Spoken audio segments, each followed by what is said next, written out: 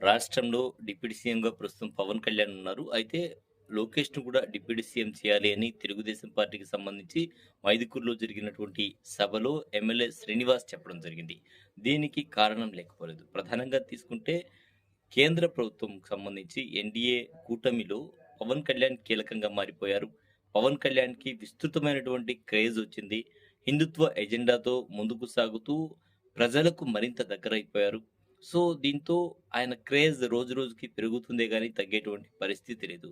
ఈ నేపథ్యంలో చంద్రబాబు వయసు రీత్యా 70+ ఉన్న నేపథ్యంలో నెక్స్ట్ సీఎం అంటే డిప్యూటీ సీఎం ఉండేటువంటి వ్యక్తి మళ్ళీ సీఎం అయ్యేటువంటి అవకాశాలు ఎక్కువగా ఉన్న తరుణంలో అలాగే వైసీపీ నుంచి ఉండేటువంటి కీలక నేతలంతా కూడా ప్రస్తుతం రాజకీయ మనుగడ కోసం ఏదో ఒక పార్టీలో ఉండాలి కాబట్టి తెలుగుదేశంకు వస్తే తెలుగుదేశంలో వ్యతిరేకత ఎక్కువగా ఉంటుంది కాబట్టి చాలా మంది ఒప్పుకునేటువంటి సమస్య లేదు కాబట్టి వారందరి చూపు కూడా జనసేన మీద ఉండడం జనసేనలోకి వెళ్ళిపోవడం జరిగింది. సో కీలకమైనటువంటి నేతలంతా జనసేనలో ఉన్నారు. ఓవైపు పవన్ కళ్యాణ్ ప్రధానమంత్రి నరేంద్ర మోదీ తుఫాన్‌గా అభివర్ణించడం రాష్ట్ర రాజకీయాల్లోనే కాదు, కేంద్ర రాజకీయాల్లో కూడా ఆయన కీలకంగా మారడంతో ఇప్పుడు పవన్‌కు విస్తృతమైనటువంటి క్రేజ్ వచ్చింది.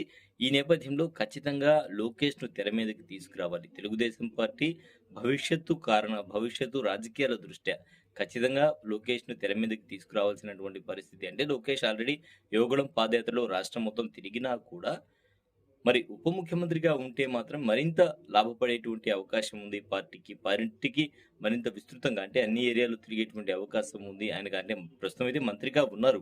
అయినా కూడా ఉప ముఖ్యమంత్రి క్యాడర్ అనేది చాలా పెద్ద క్యాడర్ కాబట్టి నెక్స్ట్ సీఎం కాబట్టి ఖచ్చితంగా ఉప ముఖ్యమంత్రి అయితే ఆయనకు మంచి లాభాలు అంటే భవిష్యత్తులో పార్టీ తరపున పార్టీకి సంబంధించి మంచి ఉపయోగకరంగా ఉండేటువంటి అవకాశం ఉంది అని. అదేవిధంగా పవన్ కళ్యాణ్ తీసుకుంటే ఇటు పార్టీలో ఉండేటువంటి మంత్రుల మీద కూడా విమర్శలు చేస్తూ ఉన్నారు. అవసరమైతే దానికి కూడా ఆయన వెనకాడటం లేదు. ఇది కూడా తెలుగుదేశం పార్టీకి మింగుడు పట్టం లేదేమో అని అనుకోవచ్చు.